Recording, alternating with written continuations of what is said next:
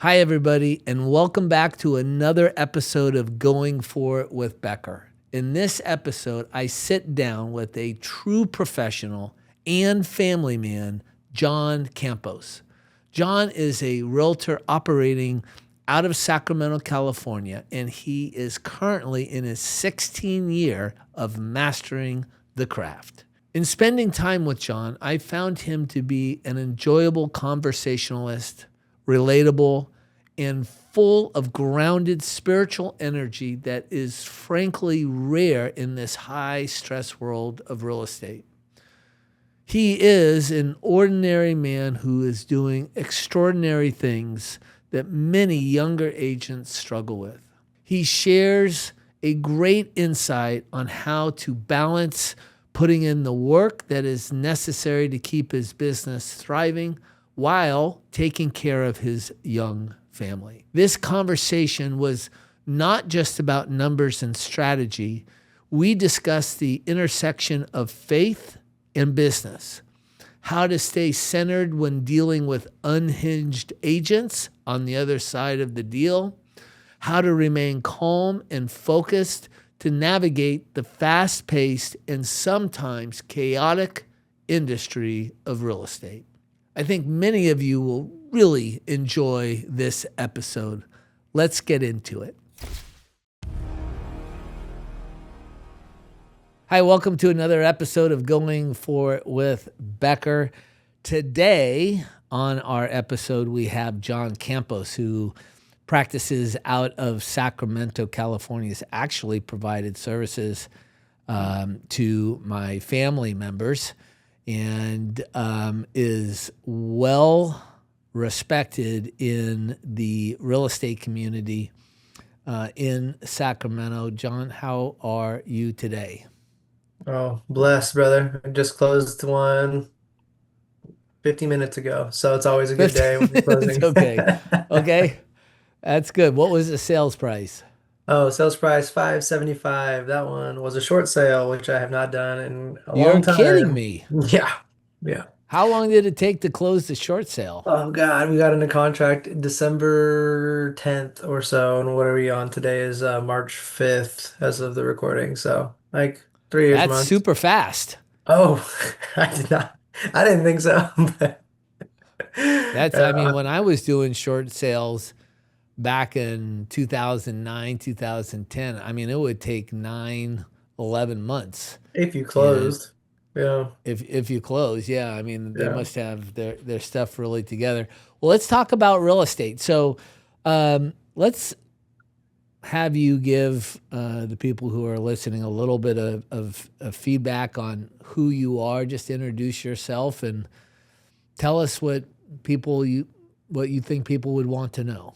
All right. Well, hello everybody. My name is John Campos. I'm with eXp Realty.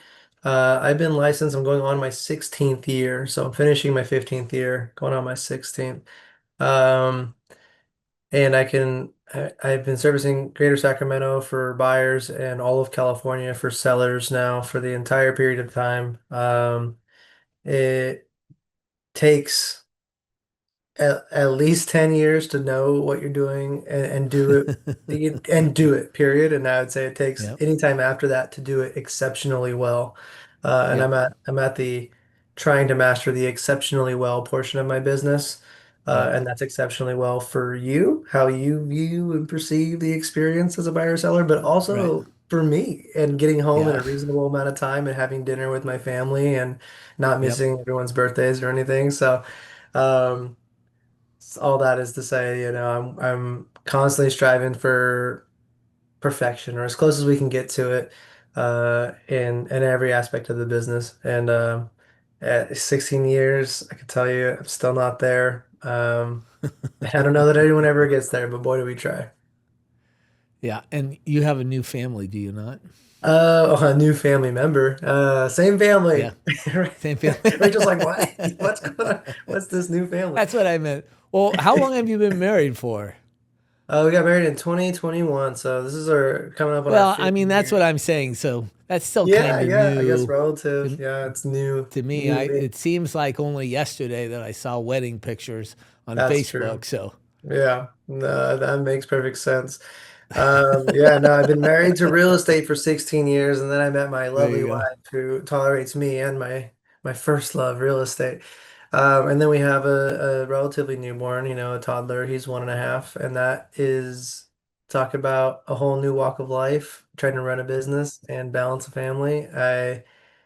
You think you can plan for it, and man, it's almost it's got to be the hardest thing mentally that anyone could ever do to run a business and have a family and a baby and God willing, more babies. So It's a lot, and I know you're super dedicated to them just by the things that you say. How old are you, John? me, oh gosh, good question. 35 this year.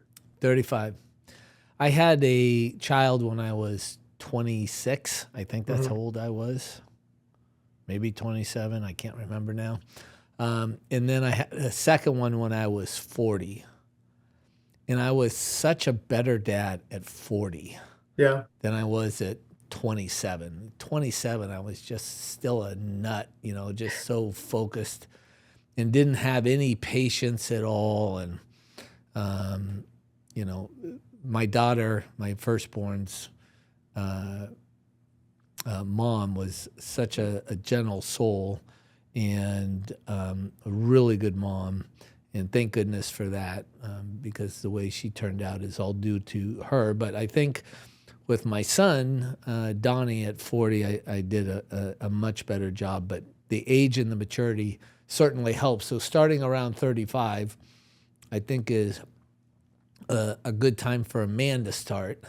Not so Yeah. much for a woman. I think their bodies uh, struggle after 35 a little bit, but My wife's a little bit with younger too, fertility, so yeah, yeah, and having multiple kids is important, I think, for us at least, right? So it's, yeah. God willing, that can happen, and it'll be great. It'll be great when it finally does.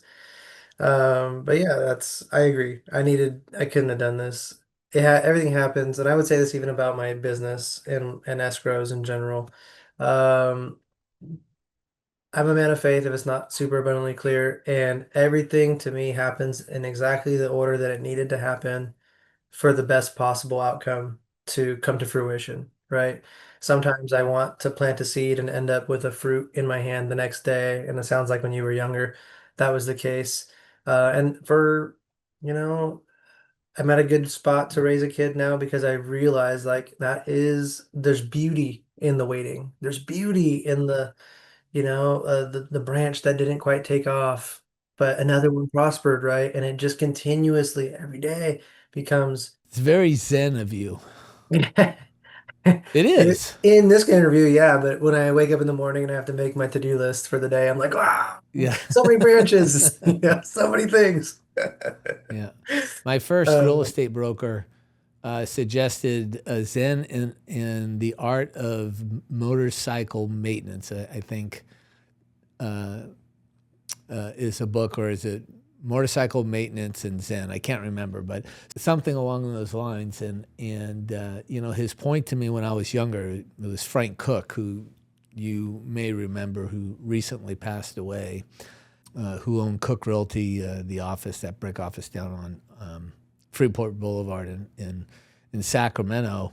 He would say, you have to get to a point where you're like this Zen archer, where it doesn't matter what direction you're shooting the arrows, it always hits its target. And I was always, in the beginning, just like a pit bull, and that didn't play in all situations very well. So no, it's I get it's it. interesting that you bring Uh, that up. yeah, I get the pit bull analogy perfectly because that's my whole life, I think, before really settling was just I want this thing more than anything in the world, and not taking a moment to think on it, or in my world pray on it. And just because you want something really bad and it's the outcome you think is best, it's not always, it's not always the case. And then there's some sayings about like be careful what you wish for, right? Because you just might get it.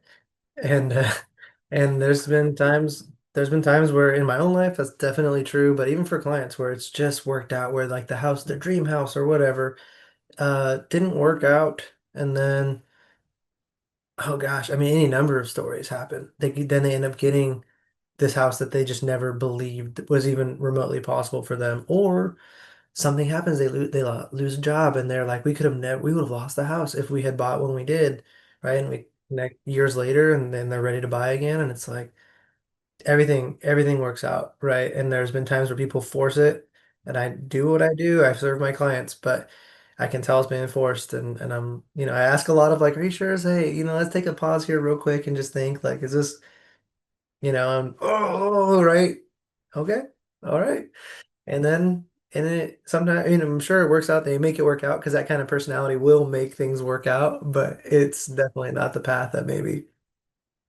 would have been paved for them. It's more of the one they're paving for themselves, going through the thatch and the woodwork and all that to get there, which I admire. It takes effort and energy to do that. Well, it's interesting that this conversation is flowing in this direction, um, because I do personally believe. I used to think that I was agnostic. I had an executive that worked for me that was a man of faith, and he says, "You're not an agnostic, you're a theist," and which basically means that that's somebody who believes that there is a higher power, there's divinity, but just doesn't know exactly where it is or what shape it takes.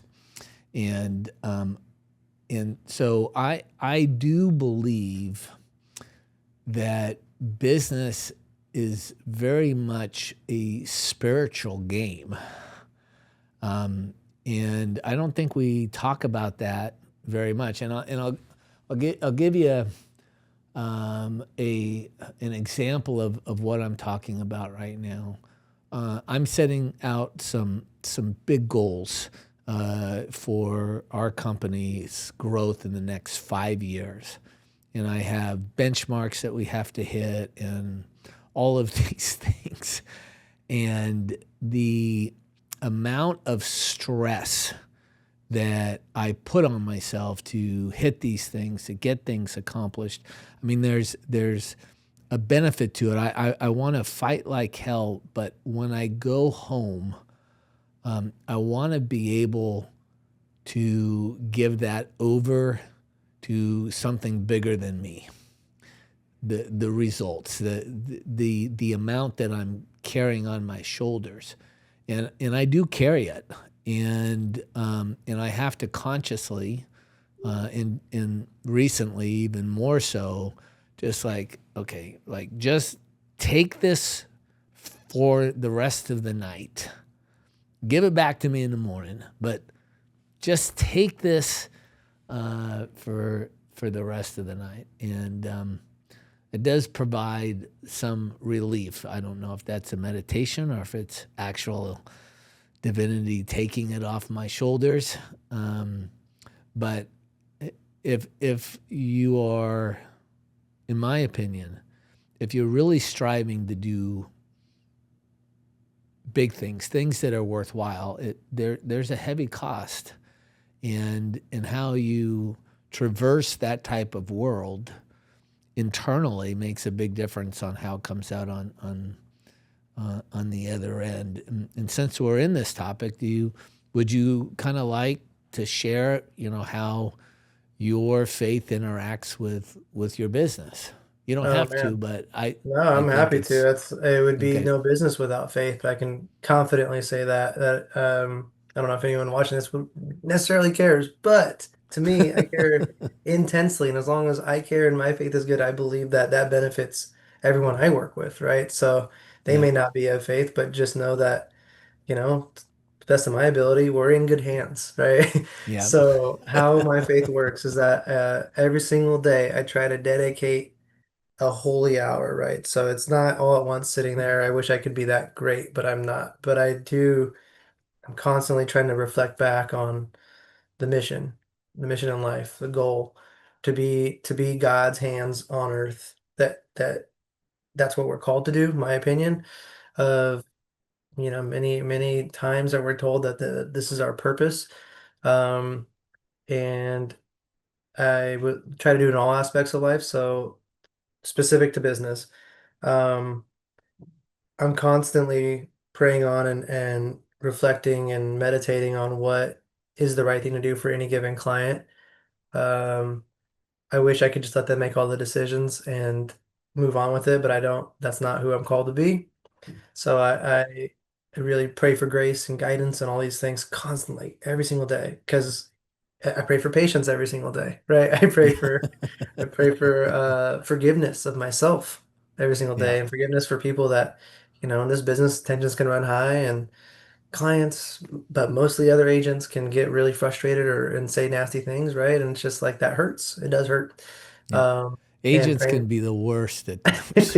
it's mostly the agents, or God Yeah. forbid, a title company or a lender who just didn't get something right, and Yeah. that's patience, man. And it's like, how do we fix it? Not, it's over, but how do we fix it? How can we right this crooked road? Because there's someone here whose life's on the line, and I don't need the money, right? But I need the satisfaction of knowing that I'm here for a reason, and maybe this thing, this fix, is that reason. So, Lord, give me the strength, give me, I have the knowledge, arrange it in the thoughts that will help, in the order that will help to get this person back on track, right? I believe that's why I'm here today. I know it. I know it. I I pray for the strength. I pray for the patience to get through it. I pray to be kind to my family when I get home and not stressed out, right? Like you talked about earlier. Um, and then I just do it and I do the work, and I don't think I could do the work. I don't think I could do this job. And I don't even know. I would even venture to say that running a business without faith is a course for destruction or just a painful life because there's a lot of factors that go on here. Um, and just like you said, like, take this off my shoulders for the night. Like, I'll carry it tomorrow. I'm trying to get to the point of like, I'm always offering it up, not just at night, in the daytime. Like, why am I carrying this burden? Why am I so stressed? I know I care, but like, why am I like angry? Because I'm stressed, because of all these, how, you know, walk with me. Help me to find the way to move, for like a good analogy would be like part the Red Sea for me. I'm asking, if this is your journey, help me to get where you need me to be, and I'll take the steps and I'll carry the burden. But I just don't, I feel like I'm doing something wrong, right? These indicators are lighting up, danger, you're off course, like it's high stress. And I just need to like pray to make sure that I stay every single day in focus. And I believe that that is the fundamental difference for my business, outside of marketing and outside of hard work. That w- when I talk to the people who are struggling in business, who don't have enough business, or who don't, always kind of to and fro with their thoughts and marketing even, or just whatever, right? And they're struggling. I don't feel my only struggle is how can I help more people, and how can I be the best version of myself? And God has always provided everything else. And there's been times where I've been low on funds, and there's been times where it hasn't gone how I would have liked, but I knew it was for a reason, and we got through it with patience and diligence and hard work. And then there's times like now where, and the opposite end, right? The market is absolutely moving and shaking. Early 2026 has been phenomenal for buyers and sellers, coming together, right? And we're still at this perfect storm of lower interest rates than they've been in years. We hit the lowest point we've hit in like 40 years just last week, and we're still pretty much there. The buyers are excited because they can afford homes, and especially in the lower price ranges, they're clamoring for how there's not enough houses again in the lower price range at least.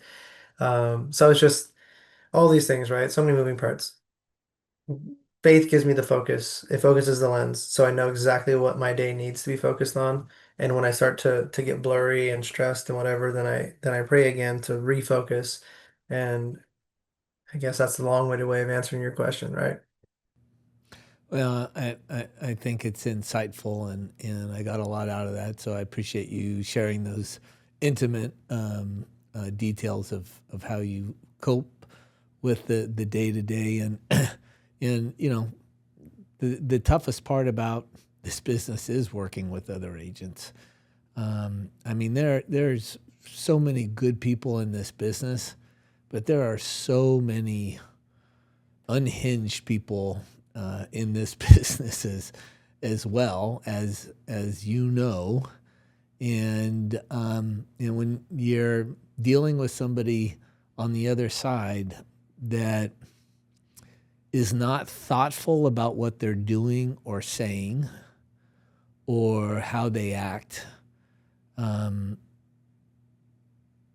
makes things more difficult for you or for your clients. How do you handle that when you're dealing with a difficult agent? Luckily, I don't run into difficult agents all that often, probably because of the faith. But it when it does happen, it's not so much difficult as just irrational and irate and like losing their temper. Although that does Right. happen. Um, it's going to be more of they just can't. There's basic tasks that need to be completed and basic communication checkpoints that need to be conducted. Yep.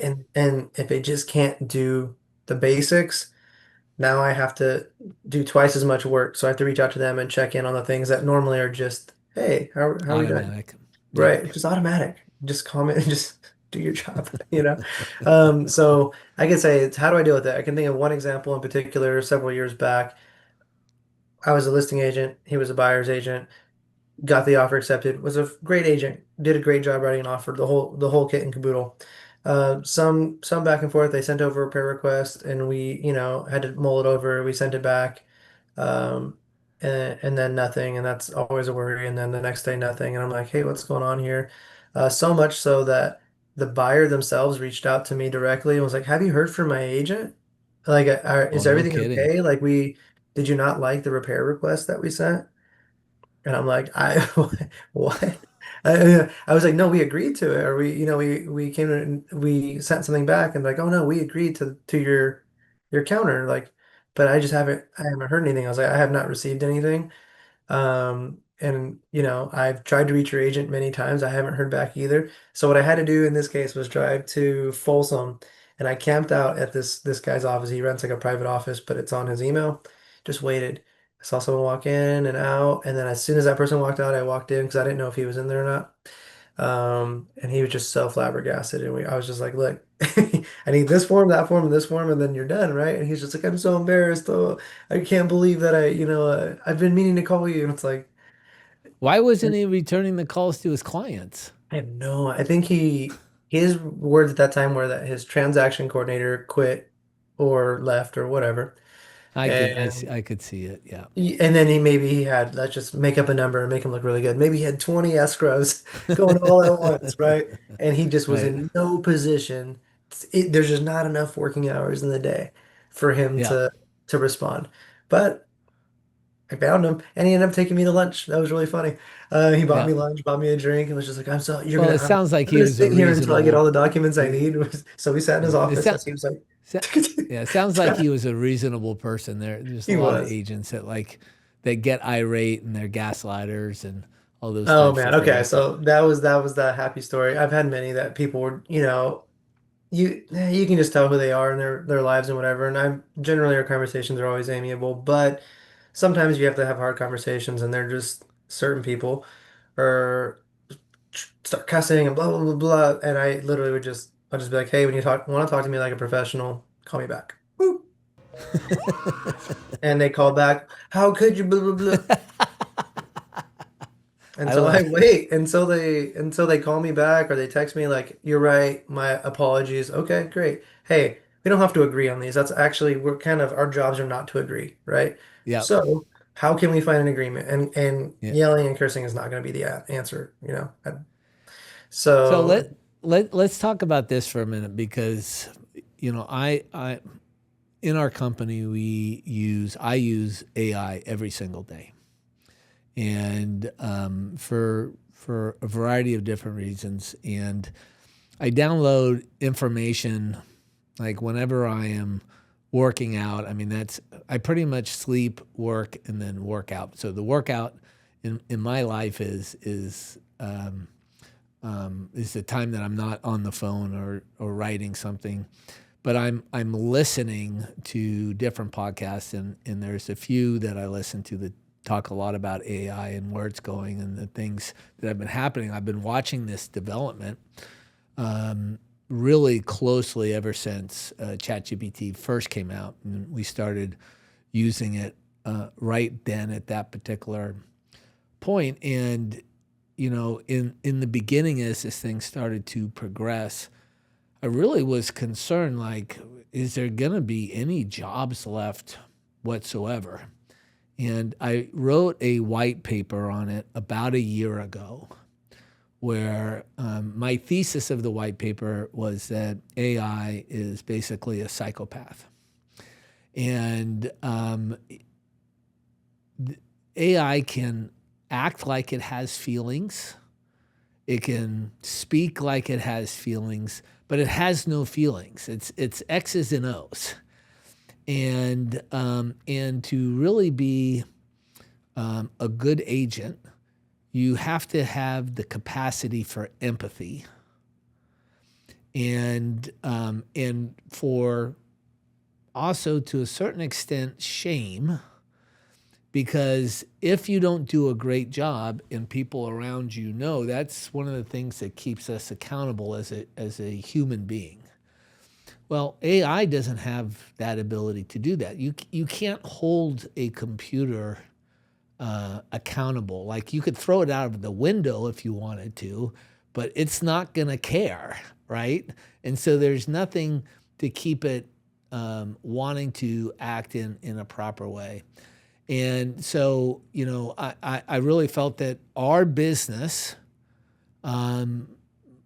was less likely to get disrupted on the early side of things. Who knows how things develop? But this past year, with the division in our country and two people looking at the exact same thing, having two really different conclusions, that from my side of things, I can't understand how some people see things a certain way.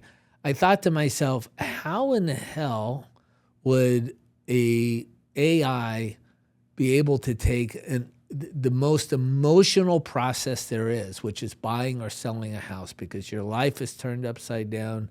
You're making a financial decision that's very uncomfortable, whether you're selling it or whether you're buying it. It's never what you want, almost never what you wanted in the beginning. And then to see how people are so different.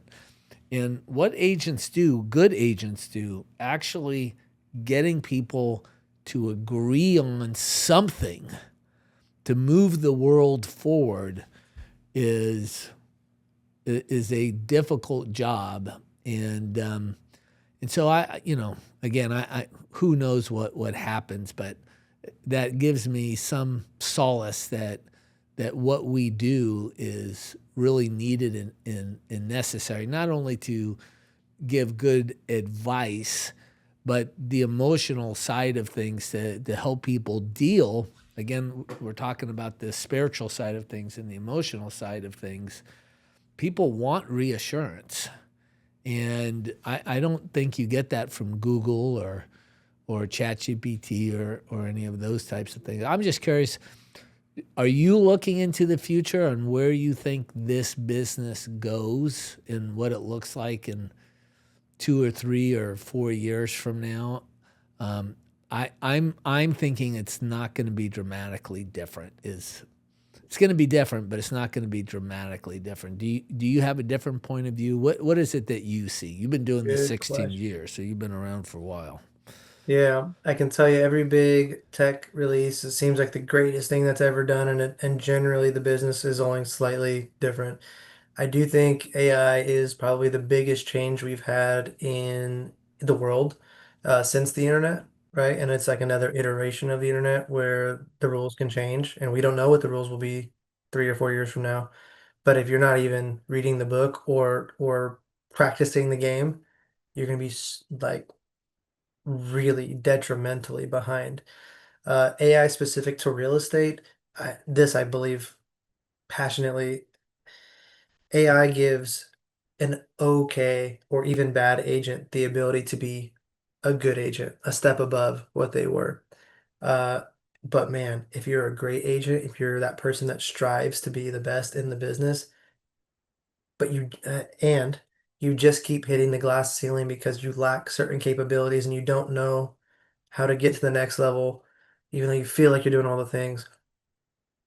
AI is the integral part that will take you from wherever you're stuck at to the next level with practice and diligence. And the more you use it, the more you're going to be opened up to a whole other world of How do how you see every, it helping in the agent world? Like oh give some. man.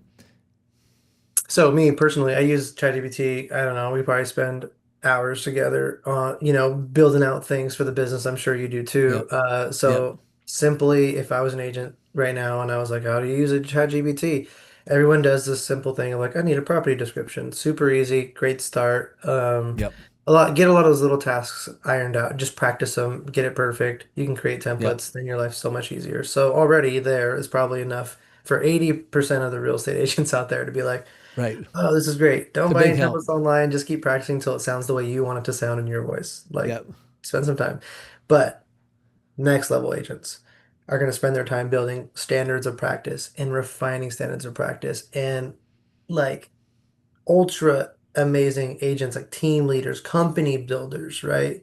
Empire builders are going to use AI to create not just standards of practice, but like compliance workbooks, right? Like here's the workbook, right? Here's the actual checklist, and take ChatGPT and use whatever. There's Monday, there's Asana, there's all these like you can even do Google Sheets, right? If you just want standard step-by-step processes that you can build out, because eventually, as a business owner, any business owner, you cannot be the janitor and then the cook and the guy who takes out the trash, right? And the guy who's No. fixing the It's no roof and leverage. painting. But you just can't. It's just impossible, and we're not built to do Yep. all things.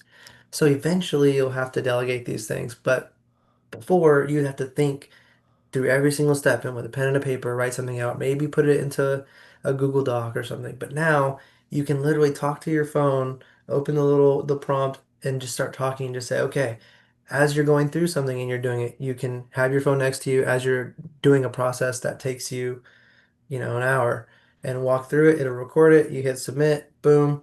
It's like, okay, here's your step-by-step process to blah, blah, blah. You never have to Yep. rewrite it ever again. You just And copy for and paste. SOPs, it's certainly helpful for sure. Oh man, so great. And Yep. then you can take those SOPs and you can ask it something like, here's what I've come up with. What are the absolute $1 million real estate teams in real estate doing to take this to the next level? Take my process and refine it, right? With a fine-tooth comb, add steps, remove redundant steps, and it will give you a bunch of suggestions. Another way you can do it is say, ask me, present to me questions, or one step at a time, one thought at a time, right? I don't want to read a paragraph. I want you to give me one sentence at a time of improvements that I can approve or disapprove. That you can then tell it, hey, can you give me the code to directly input this into Asana or Monday or Lofty? And if it's possible, it'll do it. If not, it'll say, we can do it plan A, plan B, here's a workaround, it's amazing. Yep. It, it's everything you could ever dream that you would need. It's the personal assistant, it is the programmer, it is, to some degree the lawyer, it can be the Yep. doctor even to, lightweight. So like Yep. it's all these things that you would need just to get through a day, an incredibly busy day. Um, But and it that's still just right comes now. down ultimately to your ability to interact on a face to face level So yeah, you are still the with, person, period, right? But yeah. now you have this amazing system and tools behind you to be the best version of yourself. Whereas before, and I can speak from experience from many, many years of trying to do everything, and you have to learn it. I like to master the craft, so I'm trying to master these crafts. And Yep. now, just to learn it, my time has been cut in half. Now I know what I want to achieve, and I just tell it what I Yep. need, what it with simple guiding, with simple inputs, I can get complex results, right? Where before it would take complex inputs to get complex results. And it has drastically cut down the amount of time it takes to do anything exceptionally well. That's great feedback. Speaking about all these different hats, you've been a partner with us for a while. Elon, who you work directly with, just you're one of his very favorite clients. Shout out, For Elon. Appreciate you, man. and tell me a little bit about what your experience has been with Fusion and what that's meant to your business. So my opinion of marketing is like all things digital, right? And when I first started, they were all things paper. Like, and there were so many stats at the time that, if you send them mailers and you send them consistently and you do this, that, and the other thing, right, then people will know. And it all comes down to brand recognition, which is a huge component of Fusion. I fundamentally agree with brand recognition, although Fusion and well, when I started at least, Fusion and I were like had different opinions on how the best way to implement that was. Luckily, Fusion's like, yeah, we do the online stuff too, but we do the paper. And and I was like, you know what? Who am I to say? You guys are a very successful business. I know many, many agents who use Fusion. And I was like, well, let me try it out because what I'm doing is so inconsistent anyways that even if I have the best idea in the world and ChatGPT didn't exist at the time, I was like, I'm still Right, struggling day to day right. just to get the phone calls out and and then the other half of the time just sitting and praying, waiting for the phone to ring or whatever. And I was like, this isn't a business. This is a hope and a prayer that is very successful, but it Yeah, could be better. as the So song goes, living on a prayer, right? that's it, man. I was living on a prayer for many, many years. But now with Fusion, it does kind of like, gosh, Fusion to me, and the way I tell many agents who call me, because I left one review once. It was a great review. They call me all the time asking like, what do you think? Right? Why? Why? Is it worth it? Is it not? If you have not already built out your real estate marketing and if you've been in this business for more than a year, you really, really need something like Fusion to begin to help you grow your business because realistically, I was what, 10 or 12 years in, something like that before I started, and I had done some things well and thought I did other things okay. But now the only thing that matters is consistency, period. Consistency, consistency, consistency. If you look at any business who's done any success, remotely successful, they are driven, but more than anything else, they are consistent. And Fusion, in so many ways, allows agents or empowers agents to be consistent. And we've talked a little bit about mailers, those go out automatically. We talk about posting online, all your sales and your pendings and your new buyers and coming soons all can go out automatically. You need video editing, right? That they can edit and post your videos for you. All these things that would take you so many constituent parts before now can be done in one spot. I haven't even talked about gifts for clients. One spot. Order all your gifts for your clients. Moving boxes, one spot. Order moving. Impress everybody with how much you have to offer, right? Your value as an agent is exponentially increased with Fusion, and your time as an agent, as a human being, is multiplied because now you're not shopping at 10 different websites or trying to research and how do I learn? Do I like this one? Do I not? No. Simplify. Just go with Fusion because they already have it done. I'm serious, man. Not a commercial for you. I don't care if it's not Fusion. It could be another company that does the exact same thing. Doesn't exist. But if they did, right, go with You any took other the words company. out of my mouth. Yeah, it doesn't exist. You know why? No Because one is James as Becker. stupid as I am to try and That's do all it. the things that we do. James Becker is a glutton for punishment, and he did all of these things that just are agonizing, and no one else is willing to take on. It's not an easy thing that Zillow can do. It is an agonizingly painful process to do it exceptionally well. So lean into the blessings of what James has created. Multiply the blessings for your clients, for yourself. Free up your time, and so I mean. I've alluded to a lot of the things Fusion does, but it is just a marketing behemoth, always striving to improve how we as agents interact with our business. Um, some things I didn't mention, therapy, I'll call it therapy.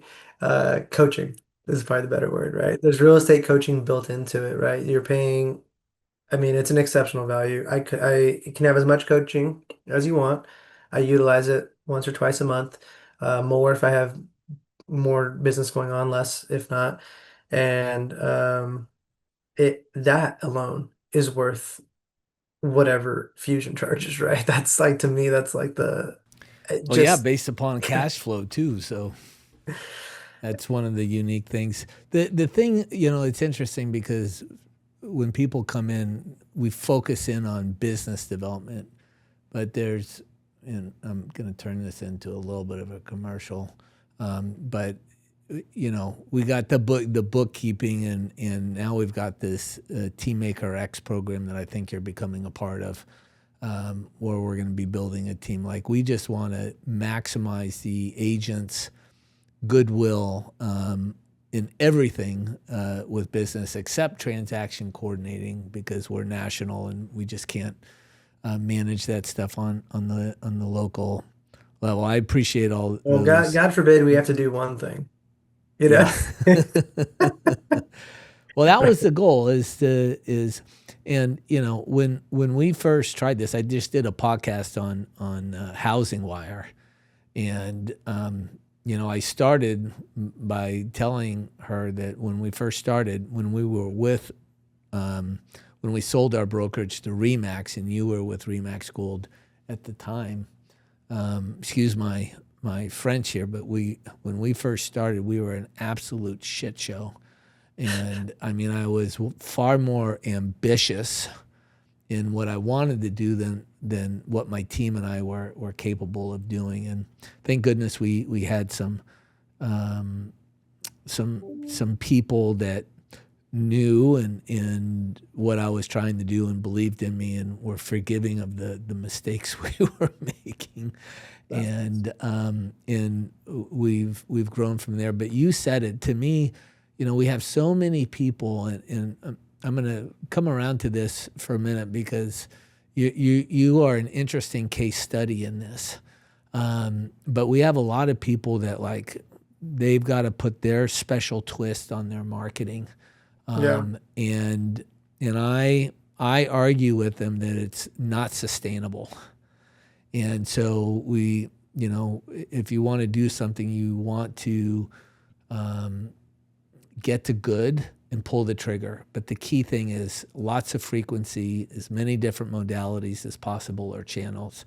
But the consistency is the main issue. That's my main thesis for the business is agents just are not consistent. And when we first met, I definitely wanted to have you as a partner early on, and probably a blessing that we didn't because we weren't ready for you at the time, just like we were talking or you were talking about earlier.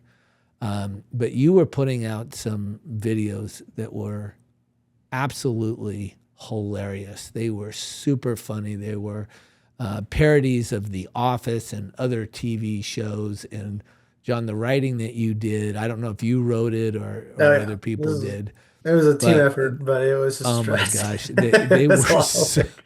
they were so good. But after 6 months or a year or whatever, I didn't see him anymore because Mhm. it's a lot of work. And then I know that we had a conversation in South San Francisco one day at some event that Rico Rivera was putting on. Yeah. And you had a full-time videographer that you had hired as a single agent. We have many video editors here, but we have a couple of full-time videographers, but we're a sizable company. For a solo agent to have a full-time videographer, that's a huge expense. And I never knew what happened with that. Can you just share a little bit of your story on that? Because you were ahead of the game on in the video aspect for sure. Yeah, I knew videos was going to be huge, and I wanted to make sure that I had my footprint. My goal was to be consistent, right? To have videos consistently and take over YouTube and all the good things. And I mean, realistically, what happened was it's a cost thing, right? It's incredibly expensive for a single agent to have a full-time photographer. But my hope, my dream at the time was bigger than what was possible. I was planning to, take over YouTube and do all that and have it create revenue. What I've since learned is that I was aiming at the wrong target, right? I was aiming for entertainment, and I like entertainment. You were good But at it. It You is were good very good at for, it. thank you, thank you. I Yeah. worked really hard on those, I swear. So hearing all the nice things, it just like warms my heart.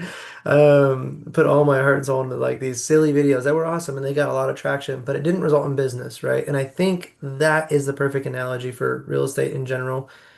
And you mentioned earlier, get to good and go and move on. Yep. And we're always striving for perfection and always trying to do and always chasing the next thing and all many of the efforts that we do in real estate are I wouldn't say in vain, but they definitely are a waste of time and money.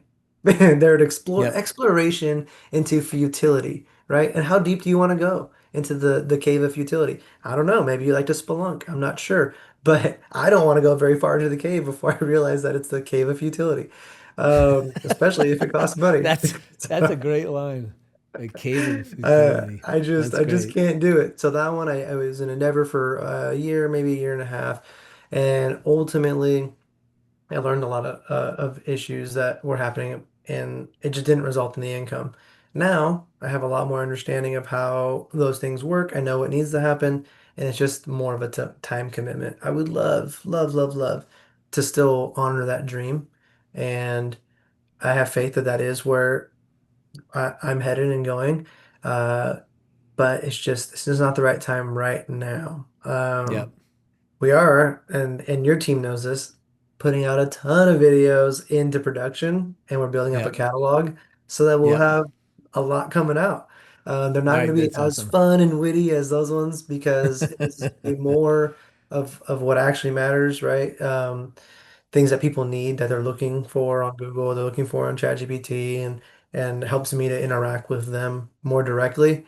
But once these things produce income, right, then I can go around and do what I actually love, which is just being fun and silly and trying to educate people, but in a fun way. Yep.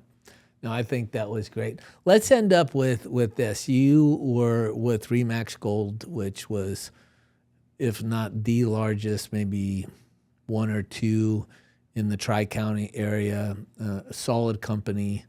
I actually just interviewed Keith Ard last week.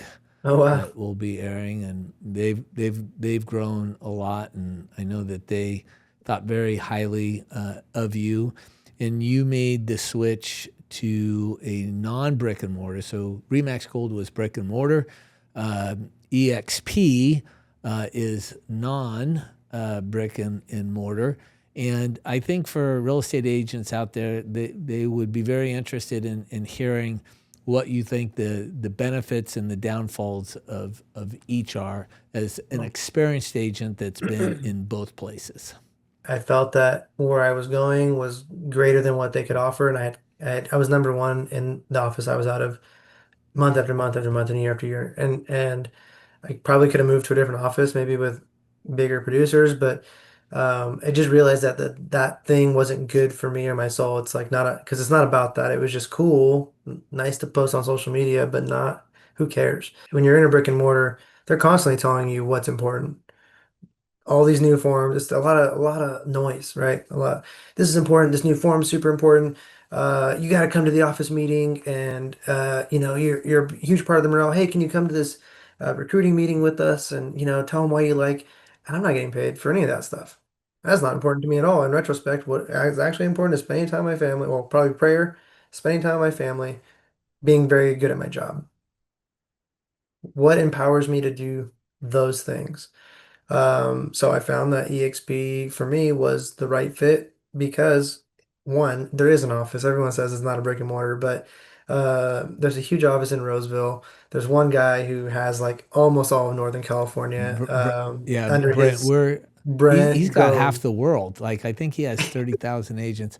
I'm actually interviewing him in 2 weeks. Dude, Brent is sensational. Like this the fact He's one of the and then most to generous people I've ever met in my yes. life. Yes, Yeah, exactly. Like that's who I aspire to be, you know, and you like how you built your business, but like to be that successful and not just hoard it, but be like, yeah, I'm just gonna yeah, we'll build out an office. I know that we're not supposed to be brick and mortar, but yeah, any EXP agent who wants to use it, please come on in.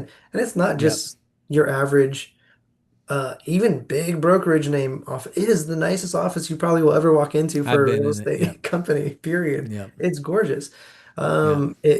So there is an office for anyone here in Greater Sacramento if you really need one. But even better, which I love and works for me so much more, is that with EXP, you can have access to any Regis office. And Regis is international company that rents office Share space, space. Yep. shared space, yeah, co-working Yep. space. Yep. So you can drop in anywhere. And I use it all the time. So are Um, you able to, without paying, you just drop in and use conference room? Yep, you That's need amazing. when you sign up, you got to create your Regis or whatever IGH international login, and then when you Yep. go, if you go often enough, they don't bother you. But if every single time you're supposed to put in your EXP email, and they're like, okay, boom, Yep. go ahead, use the thing, get on the Wi-Fi, all the stuff, no problem. You can print there too It's if you want. amazing. They'll bill you on the back end. Yep. I mean, anywhere in the world. I was in Chicago. I had an office because I needed a quiet space, not in the hotel Yep. room. LA, San Diego. I mean, wherever. It's anywhere you want to be. Austin, Texas. I use the one. So just that's one thing. So it's like when people say you don't have an office, it's a complete misnomer. You have more offices than anybody. Um, they're amazing. Um, and then finally, it all comes down to money, right? So the brick and mortars, they charge however they charge, and ultimately, I'm paying half with EXP than I was anywhere else. Realistically, the money that I saved goes to my clients. I've always wanted to throw stuff, but I've always been hesitant because of money and finances or whatever, planning. But now that I've cleared the chatter, right, from not being in the office and being told what's important, and I realize what's important to me. Celebrating my clients continuously is a huge part of my business. So now I have the funds to do it. I have the coaching with Fusion to go and do it, and with savings with EXP to go and have the money to go and throw these events. And my last note on EXP, which I think is the coolest thing, is that if you're a top producer like I was, but it's been a rough couple of years, but I'm on my way tracking back this year. So when you hit like they have this something called like an icon agent, and if you hit these numbers, which are not, they're really not hard. They are, you have to be great at your job, but they're not unheard of numbers. They're very attainable for a California real estate agent. If you hit those numbers, you get all your commission back, and they pay it to you in the form of stock options with the company, which that's fine. It's as good as cash, right? You can sell it if you want. You can keep it long term. You can trade it for other stocks, whatever your thing is that you want to do. But that to me is like, there's no other brokerage I'm aware of that will allow you to essentially work at their brokerage for free. EXP is the only one, and the one who's been around longer and has done it better with more to give than any other brokerage I've come across. So Yep. I think they're phenomenal. That's my pitch. That's pretty awesome. Well, John, this has been, I didn't expect for us to talk this long. It's been an absolute pleasure. Anyhow, thank you so much for taking the time with us today. Really appreciate it. Awesome. Well, thank you, brother. I appreciate your time.